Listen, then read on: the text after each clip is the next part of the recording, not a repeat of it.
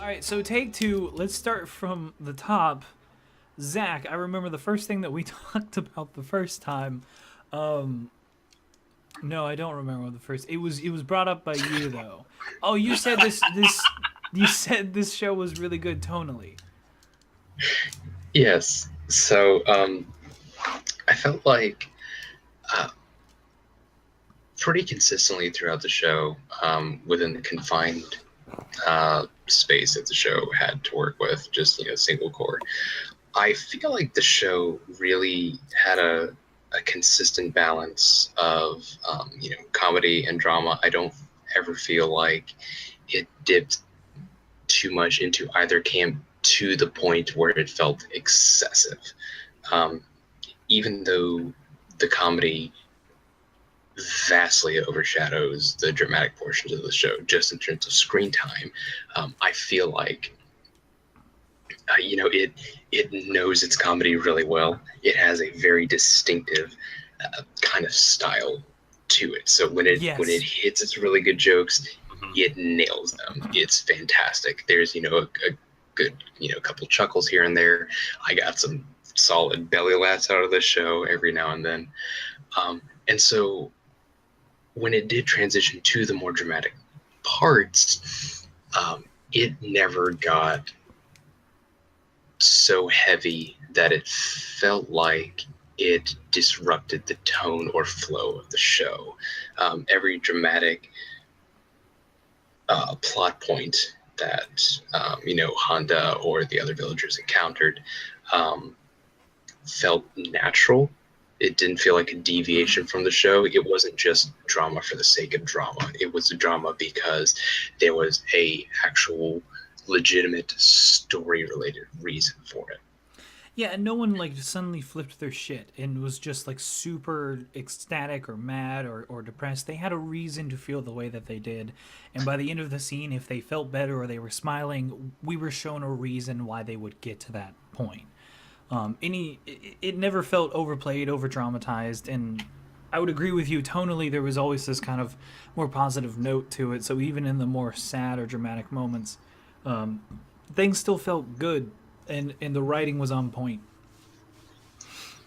Which, Yeah, as we said the first time we went through this, was a lot unlike some other shows, such as Hana Yamano, where it throws drama out of nowhere, and it's bad writing when you do that. This show did not. It was very good at what it did, and it knew what it was doing. and the bad thing about Honey Yamato was that like not only did the drama come out of nowhere, it just totally broke the show. Yeah, Like because some shows can do that. Like they can just kind of like bring like a really dramatic moment out of nowhere. for Um, instance, Madoka Magica, everybody knows that one.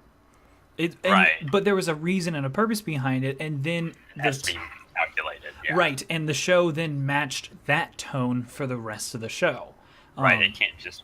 I mean, I guess a show could flicker back and forth between two, but that's really hard to do.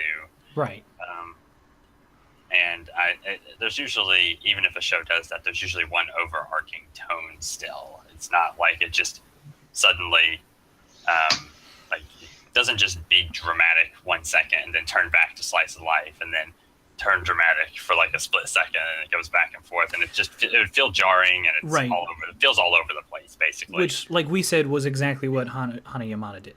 Unlike Yeah. not like this show, and not like Nodami Cantabile, which we also compared the first time around, which also was that good balance of like positive vibes but can have dramatic moments. This show does that and does that well. It manages to wrap everything up really well in a one core 12 episodes. Yeah, it actually utilizes its time really well and really effectively. That's what I was happy about too. Yeah. It does its thing. It makes its points it needs to make, and then it's done. It's over. It tells its story in one sitting, and it's totally accurate all the way through. And I think as Zach mentioned a second ago, even though there's a lot more comedy in the show than the drama, I think the dramatic moments are still just as strong as the comedy in the show, even if there are less dramatic moments. Yeah. Just because like for example, there's the scene in episode 11, I think it was, where he apologizes to the director for hitting him. Spoilers. That's literally the first shot of the show, though, so not much of a spoiler. He totally Yeah. just decks the motherfucker. Yeah. But yeah, in episode 11, he apologizes to the director, and like that moment feels genuine. And I director of calligraphy. Yeah, that's what I'm saying. Right. Yeah. Yeah. And it just feels, it just feels genuine, I guess is the word I want to use. It feels like that's a moment that I could see happening. It was dramatic. It was strong. And even though it wasn't like the comedy, like the couple scenes prior to that and the couple scenes after that, it was a strong part of the show. Yeah, when he actually apologizes and it's the for real apology that he gives, I liked that the show actually took a step back from itself for a second, because like leading up to the moment there's a whole lot of like I'm sorry, and it's like, oh gosh, I'm freaking out, and oh, I'm nervous, and we're getting kind of a comedic vibe from that because he's so nervous about the whole thing. And then whenever he actually sits down to apologize, it's not like some goofy like screaming to the high heavens on his knees, I'm so sorry for what I've done. It's more of just a very subdued, very quiet response of just, and very purposeful response of, I am sorry, and I know what I've done, and I know that it was wrong, and I truly do apologize. Yeah. It was a very nice moment by doing that. It was very, and I guess that's a good thing about that scene in particular, was the fact that it was very toned down. It wasn't escalated to make it ridiculous, or not ridiculous maybe, but like loud and noticeable, and like, it didn't have to be like overly dramatic. It didn't have to be like him crying or like tears saying I'm so sorry, like he didn't feel bad. He just wanted he felt bad. It just, he didn't feel like that wasn't in his character to be overtly loud about his apology. I think I really like that. Oh, sorry. That's okay. Something that's really interesting to talking about, you all mentioned the sort of comedy that's inherent in, Honda's mini freak out before he does meet with the director of calligraphy to apologize over his punching him in the face in the first episode. It's really interesting because the comedy in that scene where Handa is getting so worked up and so nervous about this meeting, again, it tonally fits right into the drama that comes in after it, because again, it's not just, oh, this scene's goofy for the sake of it being goofy. Like, it is consistent with Honda's character. This isn't the first time we've seen a moment where Handa does have this sort of exaggerated freak out, because, he has this sort of complex in that sense. He is very nervous about this whole thing. Yeah. Like throughout the whole show, we see him being all nervous and whining whenever a big thing is about to happen, kind of situation. Yeah. And so in this particular scene, it works extraordinarily well, because somewhat in contrast to perhaps some other scenes where he might have a complete, whining hissy fit, and then, everything is, resolved in some other way. Here we have, Handa takes the initiative, and even though he's having this sort of, small, petty freak-out moment that is consistent with his character, he is taking that moment and taking charge of it. He is working to develop himself and show, okay, even though I am about to shit this large brick mansion, I can take charge here. I can actually be a responsible person. And so it was a really nice capstone in the sense of showing how Handa develops as a character from this very impulsive, self-righteous, bratty kind of calligraphy artist in the beginning to an admittedly still impulsive, but more conscientious, more compassionate, more empathetic character here. Yeah. And it's it's just such a nice scene, and it's a good build up to it, and it really kind of showcases everything that the show does well. Again, it hits its comedy, it hits the drama, and it blends the two together in a way that that tonally and thematically makes sense. Mm-hmm. Yeah, and I liked that a lot. Also, as somebody who just enjoys the shows that are like this, I liked that there was a lot of we talked about this before, young kids being young kids kind of thing, and I think that really helped out for a lot of the more feel good moments in the show. Is just watching these kids run around and do fun stuff, do funny stuff. And be interesting characters in their own regard on top of Honda. I think really the cast I liked our main character, but I think the cast outs around him was also one of the highlights of the show. All of them were just wonderful individuals and brought a lot to make this island of people like very fun and very feel good. Yeah, the inhabitants of the Goto Islands, they really they aren't just like these sort of traditional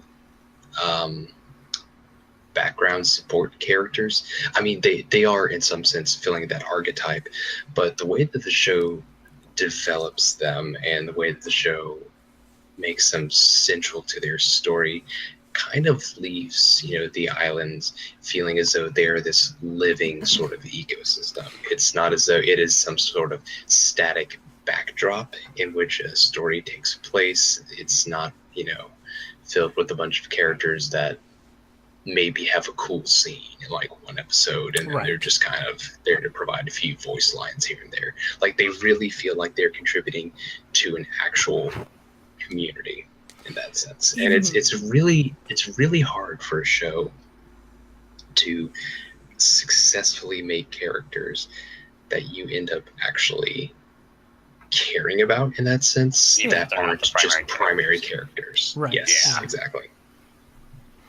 And I think a really good thing that the show does is that these, like you said, these characters are are fulfilling a role or an archetype that's given to them, but they're making it their own unique thing because of their individual aspects.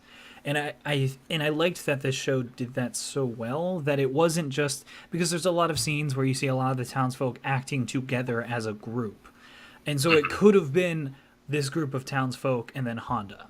But it never was that. It was these individual people and Honda. It was like each one had a character and aspect, and it wasn't just a trope. It was a very unique and interesting individual that brought a lot to it. And the show was able to explore that a lot more because it didn't just make it a group of people that Honda was the outsider to.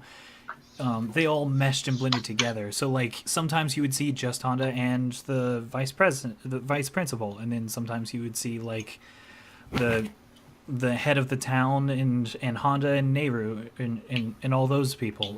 It's very cool that they could mix and match the characters, and depending on who was in the scene, that's how the scene could play out differently. If that made any sense. I kind of got what you were saying at the end there. I think I kind of lost you. Maybe to better explain it, it's like think on Looney Tunes, for instance. So in Looney Tunes, you have these specific characters; they have specific roles. But the interesting thing is how those individuals meet up. So if you have Daffy and Bugs, they're going to perform specific jokes and do specific things and have these specific interactions that are unique to them. But if you replace one of those with somebody else, like the Martian Man or the Martian and Daffy Duck, is going to have a completely different chemistry. And because each character was so individualized, like the characters in Looney Tunes are in a lot of situations, there's a lot of really cool interactions as all of these people made a town. So there's just a whole bunch of them, and they're all living in a small, close space. So there's a bunch of these interactions happening all the time, and it made for a really interesting story of individuals, not just a group. They were very interesting characters, is what I'm saying. Yeah. So I mean, like for instance, Naru is in many ways this kind of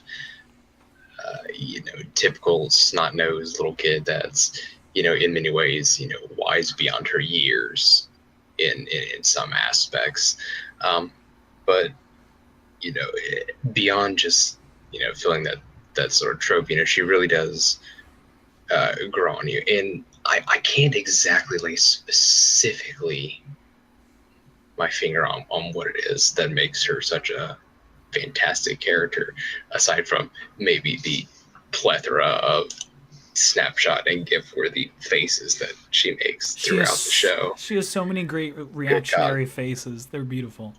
She's just got this really solid sense of charisma, and she's a really nice foil to Handa in many ways.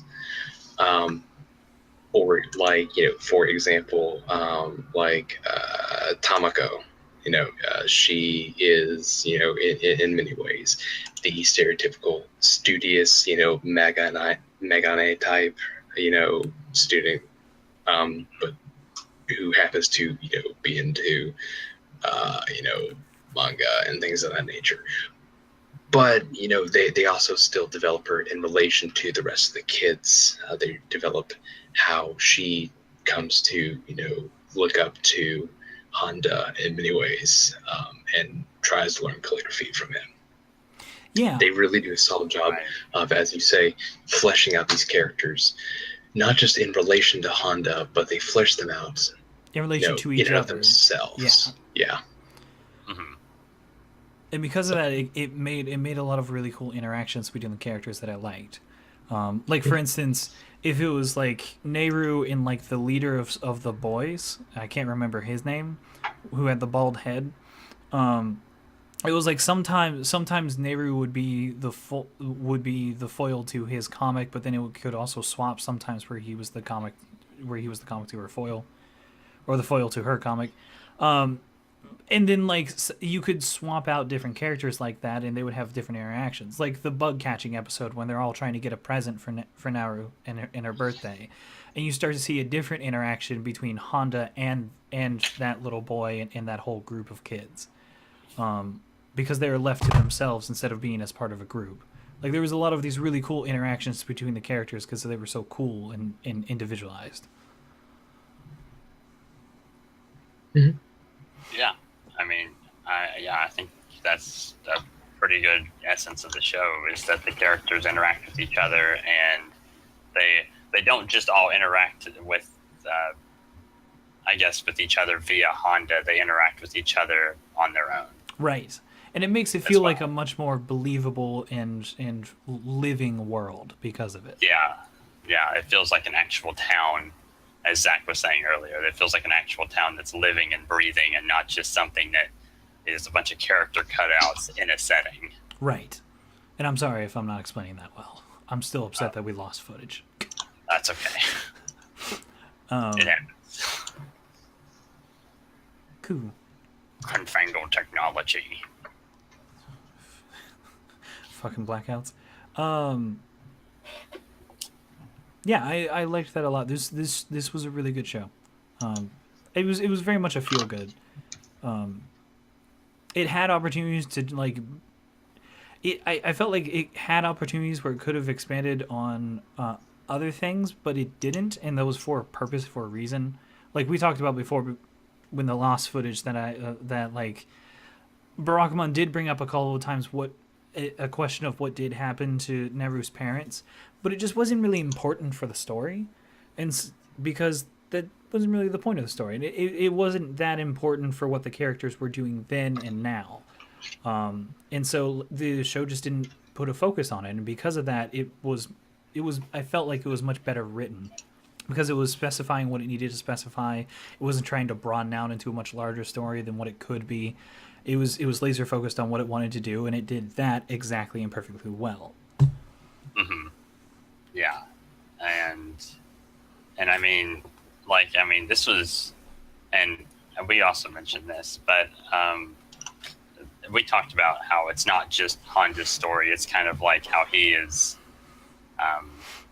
he's part of the story of like goes to the town, and his interactions, drive the story and how he develops as a character.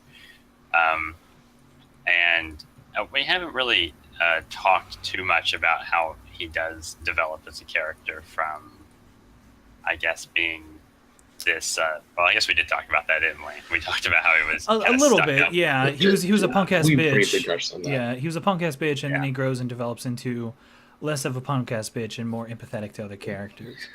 But it's nice how, again, this is one of those shows that, has this sort of artistic focus to it. With this one being, Handa's centrality with calligraphy in this sense. Much like a show like Nodame Cantabile is focused on, the music and things of that nature. Yeah. And so even though the show wasn't consistently about, Handa doing calligraphy, like as far as the screen time of the show goes, the calligraphy does not take up the majority of it. The majority of it is, Handa interacting with the rest of the residents of the Goto Islands. Yeah.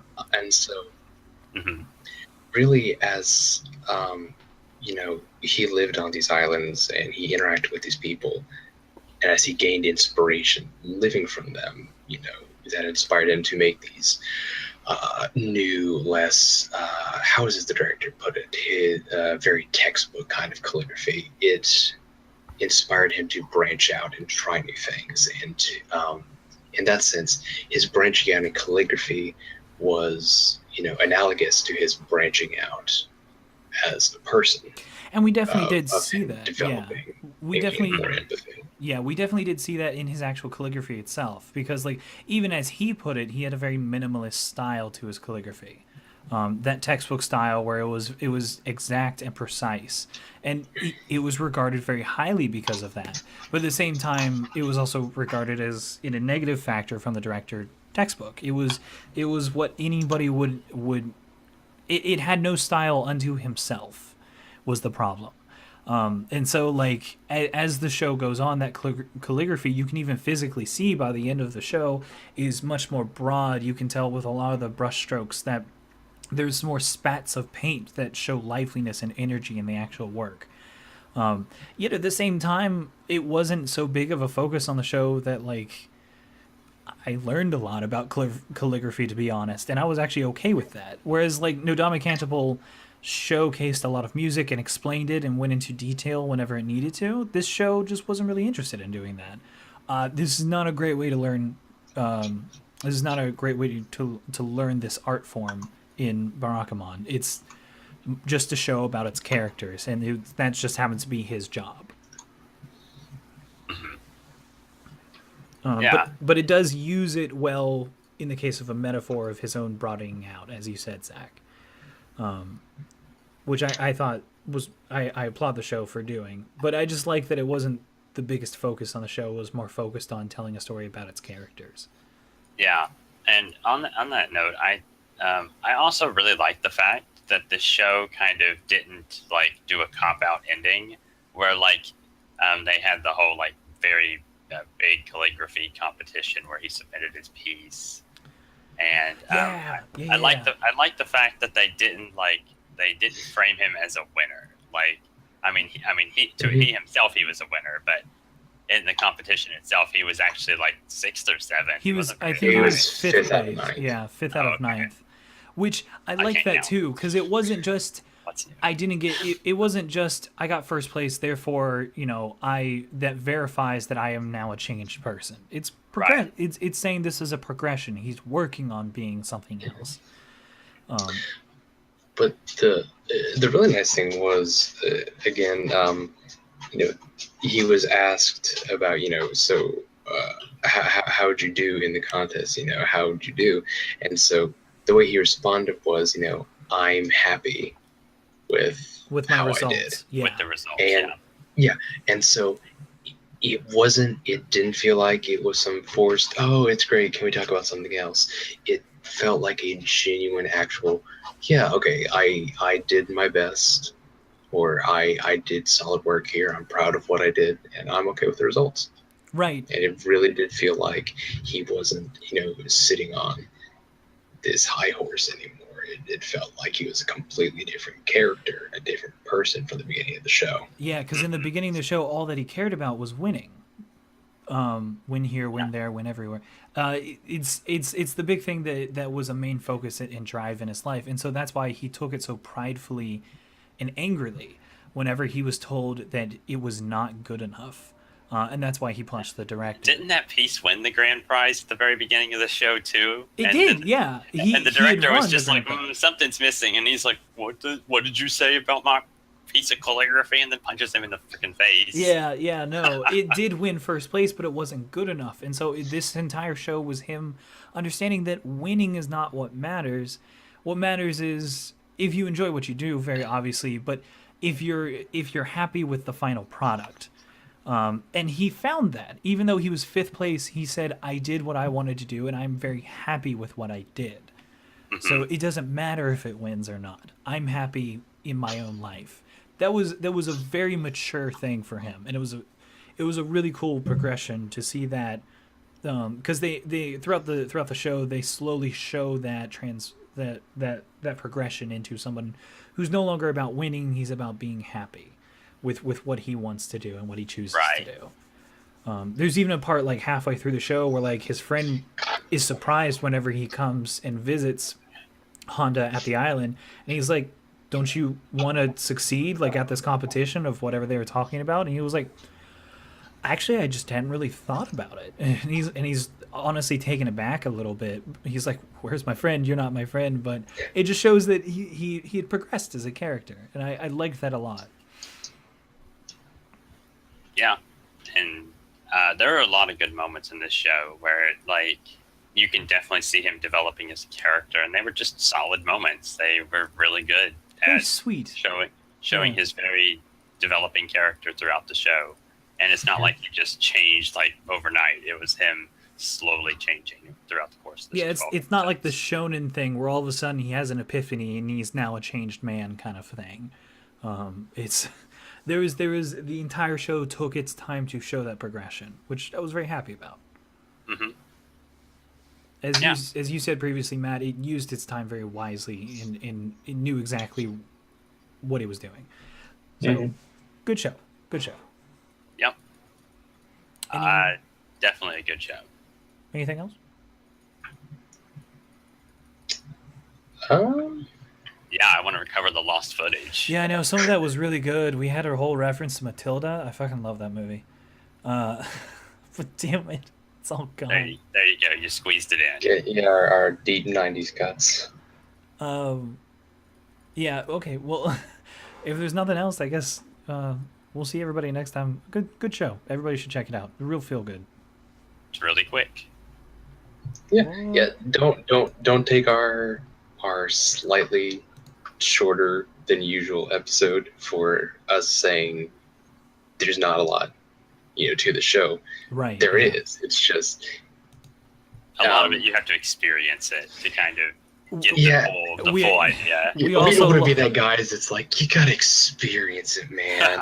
No, like I We're could. going back to the 70s now. Yeah. I could talk more about the show. It's just we lost 30 minutes of footage. we already talked about a lot of this, so it's very much in that sense. It's definitely worth the watch. It's regardless of what you're thinking you are going to want to get out of the show, you're probably going to find it if you know what you're getting into with the show. And specifically, it's not like this show is very deep and meaningful. It's a slice of life. It's supposed to be fun, but it does. I think it's deeper than you might think it is. I'm not saying it's shallow. I'm just saying it's not like sudden gut punches and plot twists. It does what it wants to do in a slice of life form and puts a lot of meaning and heart into it. So by not deep and meaningful, you rather mean it's not dark and edgy. It's not dark and edgy. It's heartfelt and impactful in doing that. Yeah. So yeah, definitely check it out. Yeah, it's good. Yeah, I don't see a lot of people talk about it much these days.